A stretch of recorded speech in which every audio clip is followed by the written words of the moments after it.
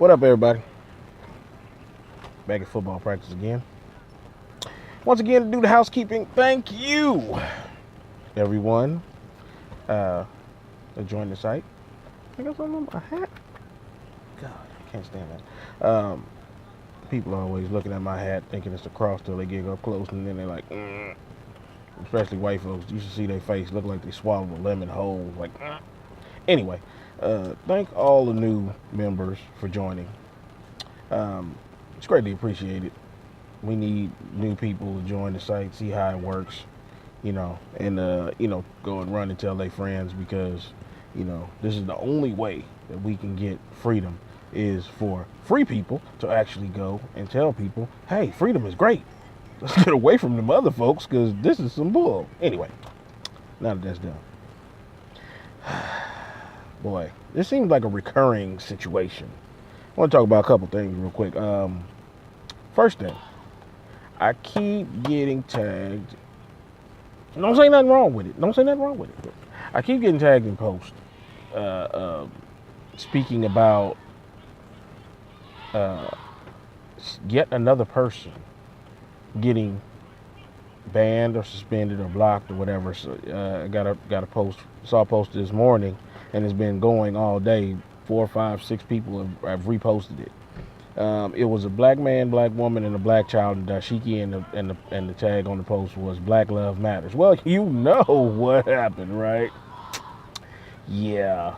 Facebook has removed the post. I think it was in a group, and I think they, if I'm right, they said that they deactivated the group. If that's not the case, they definitely removed the post, because it did not fit with their community standards. Now, I told you before, last month, how I had a run-in with Facebook and their community standards.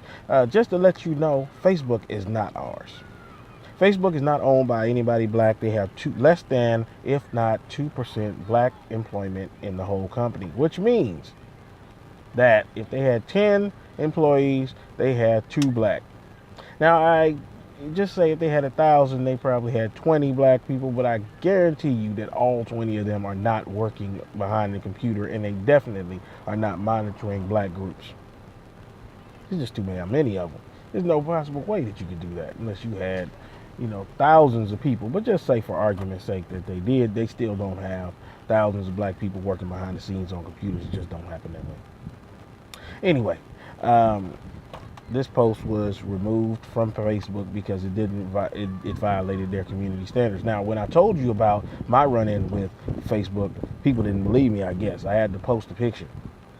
Just to let everybody know, I had a picture from a white guy that one of my friends had posted or reposted. The picture said,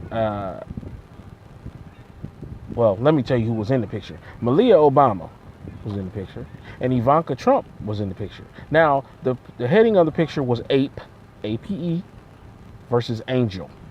Now, if you've been black longer than 5 minutes, you know who the ape was and who the angel was, so I don't really need to go into that. Now, I went to the guy's page, and I found the post and reported it. Facebook took about a week to get back to me, and when they did, they got back to me and said, well, here's 2 suggestions. Here's a suggestion that you block this individual. Now, mind you, he wasn't my friend. I just went and found his name, found his page, found the picture, and reported it. But they told me that I should block him, and they sent me a long blurb paragraph saying, and in the middle of it, it basically said we didn't remove the picture because it does not violate our community standards. Now, I was on Instagram around the same time. I posted a picture of a white guy, looked like he's from the 70s or 80s. He had he was standing in front of a cage door. Above the cage was a sign. The sign said, the world's most dangerous animal. Now, this white guy was standing here voluntarily. Nobody was holding a gun to his head, at least in the picture. He was, because he was the only one there, and the person that was taking the picture. Now, he was just there by himself. He wasn't being violated or anything. It just said the world's most dangerous animal. Instagram removed the picture. I went and reposted the picture because I figured that A, I didn't really know which one it was, and B, I said, well, if this is the picture that they actually removed, I'm going to put it back. Well, about 10, 15 minutes later, I went back to my Instagram page. Guess what? I was logged out. Why? Because they said that I had violated their community standards. So basically, I violated Instagram, who's owned by Facebook, I believe. I violated Facebook's community standards of just being black.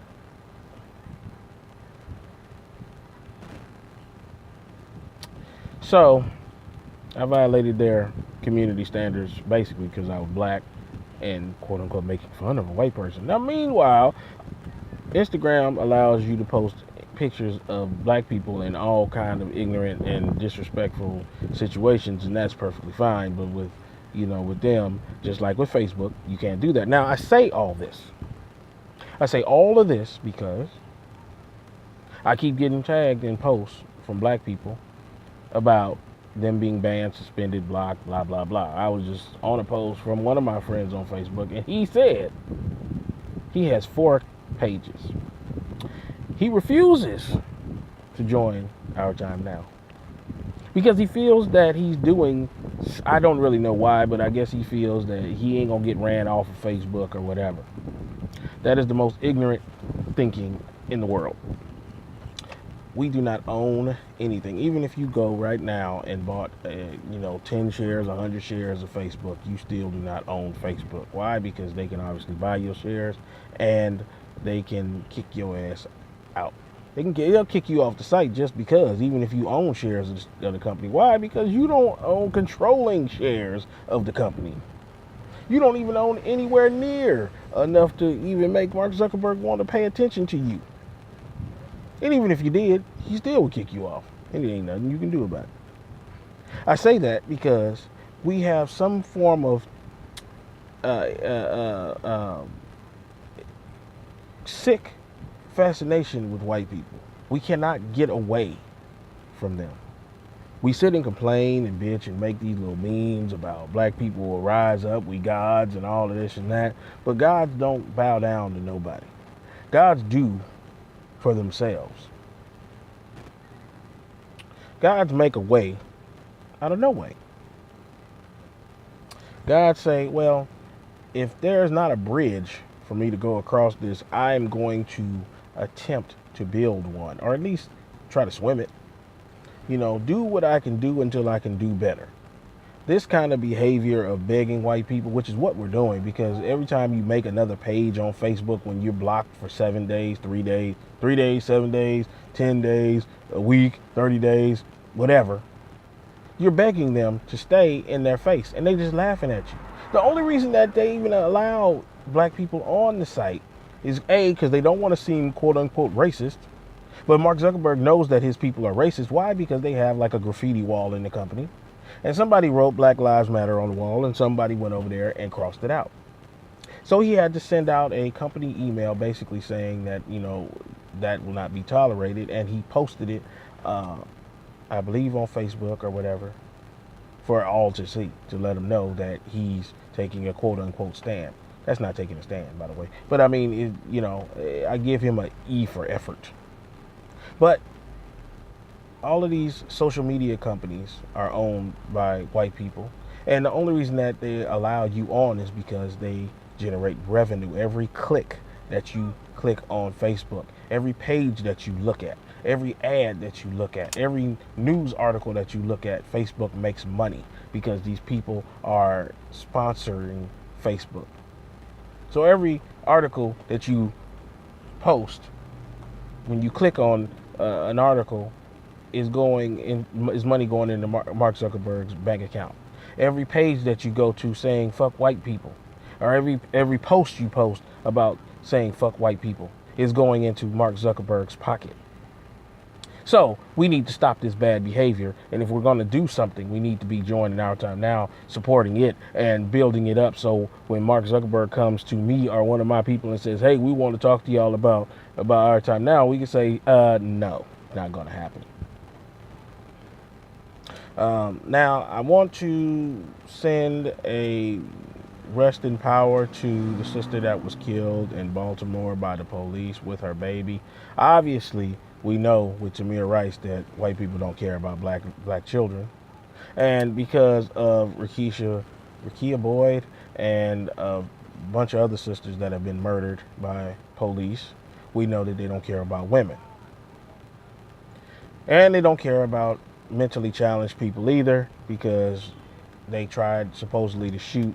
I guess they got some racist bullets now because, the policeman in Florida said that he was trying to shoot the mentally challenged guy to save the black man, and somehow 3 bullets that he shot at the mentally handicapped man went to the black man. So I guess these bullets are created by the Klan now. I don't know. But basically, we're being laughed at. We're being laughed at, everybody, and we have to do something about this, because they know that for the most part we're not going to do anything. These little protests and don't use Facebook for a day is bullshit. All of these people that want to create social media sites and everything, talking about they want to do this to get away from Facebook, that's not unity. Our Time Now has been around for 4 years. You know about Our Time Now. You just don't want to join. You want to be a chief and not an Indian. I don't really care about anything. Like I've told everybody before, it took 4 years for me to put a picture out. I'm not about that. I'm not the pimp that's proud of being a pimp that put out 4 movies but still talks about pimping black women. I'm not the misogynist that talks about black women in a derogatory way, even to the point of calling women black bitches. And I have 2 black daughters. I'm not the ghost that talks about black people in a negative way, but wants to put out movies about gentrification and 7 a.m.s and shit like that. I'm just a simple dude that's trying to do for his people. Now, I'm not a celebrity, so maybe that's why nobody wants to follow me, or not many people want to follow me and join Our Time Now, because I'm not sponsored by a celebrity. Well, if you need a pimp to come tell you to join Our Time Now, then you obviously have more issues than I can help you with.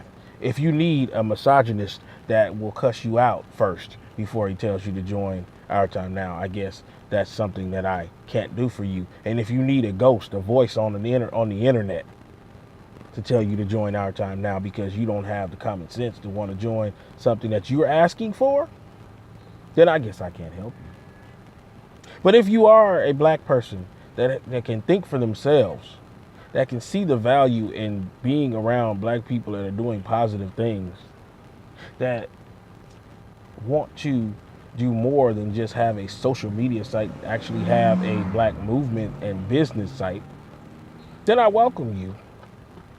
My team welcomes you to Our Time Now, because those are the people that we need. Like Marcus Garvey said